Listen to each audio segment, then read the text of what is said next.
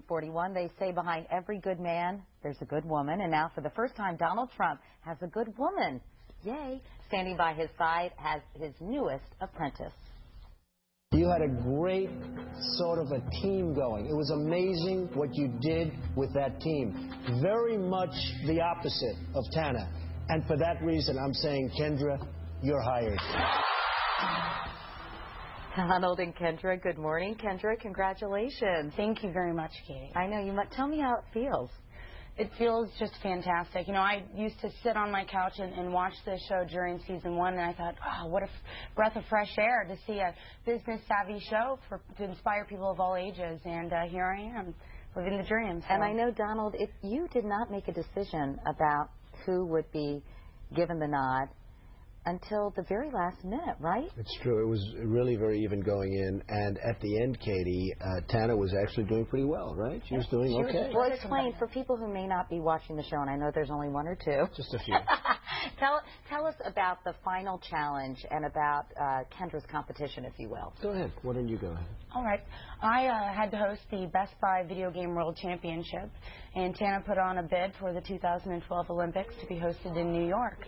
And we went head-to-head against each other. They brought back 3 of our teammates from the original Book Smarts and Street Smarts to help us conduct the task, and they were arguably some of the more difficult contestants that we had to deal with. People they hated, actually. And you felt the same way about them, or not? Well, you know, I think that they were just people that we were at odds with at one point or another during the competition. And, Donald, why did you want to do that? Why did you want to see how these 2 finalists could manage 3 people with whom they really didn't get along? Because, Katie, in business and in life, and you know this very well, you're forced to work with people that you don't like. Have you ever had that problem? No.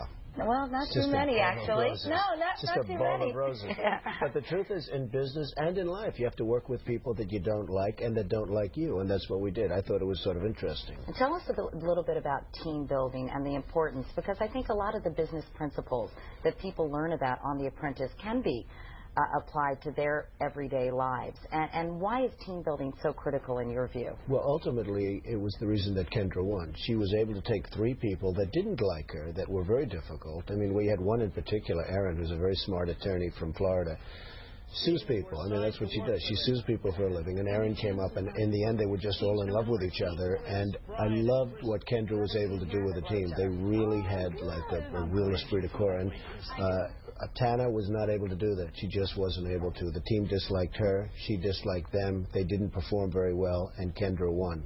You're in real estate, so what does this mean for you? I understand that you'll be supervising the construction of a mansion, is that right? I'm building a $100 million house in Palm Beach, which you or Matt or somebody probably will end up buying. But oh, yeah, right. It's under construction right now, and it's going to be something very special. There's nothing like it probably in the country. And actually, Kendra's going to work with Carolyn for a little while at Trump National Golf Club, and probably 3 or 4 months during the summer. And then she goes down to Palm Beach, and she's going to be supervising work and the ultimate sale of that house. And so what do you think about this opportunity, Kendra, and how does it fit into what you've been doing professionally heretofore? Well, I'm absolutely thrilled because, you know, I live in Palm Beach County, and I own a real estate marketing company, and you know, a lot of the things that I learned early on in business, I actually, you know, modeled myself after Donald Trump. He's brilliant at branding the Trump organization, and he leverages his company and markets beautifully. And, you know, I took a lot of that and put that into my company, and so I couldn't be more thrilled. Meanwhile, next season, you're going to have The Apprentice again, and you're going to have another apprentice with Martha Stewart in charge. We're going to have Martha. And how will that change the landscape, you think? Who knows? Let's just see what happens. I think Martha's going to be fantastic, and we're going on at the same time Thursday at 9 o'clock, and I had everything to do with picking season 4, and I'm really happy about season 4, and I actually think season 4 is our best. It's going to be the best, and I don't say that with any insult. I just think that season 4 is the best we've ever done. I love the candidates, and it's going to be very interesting. Now, are you really working on The Apprentice, the musical, or whatever? No, we actually have done already. I mean, we signed, as you know, with Fran and Barry Weissler, who are, in my opinion, the best on Broadway. I've known them for a long time. They actually live in one of my buildings. I like them very much. And the fact is they are really great. And we signed, and we will have probably in the early spring of '06, The Apprentice Broadway. Do you like that idea, Katie? Are you going to opening night, Katie?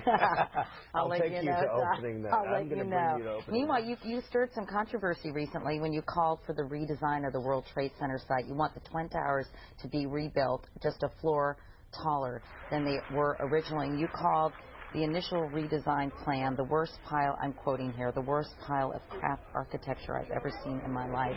It's a very accurate quote. Was that a little harsh? No, I mean, it's a terrible pile of architecture.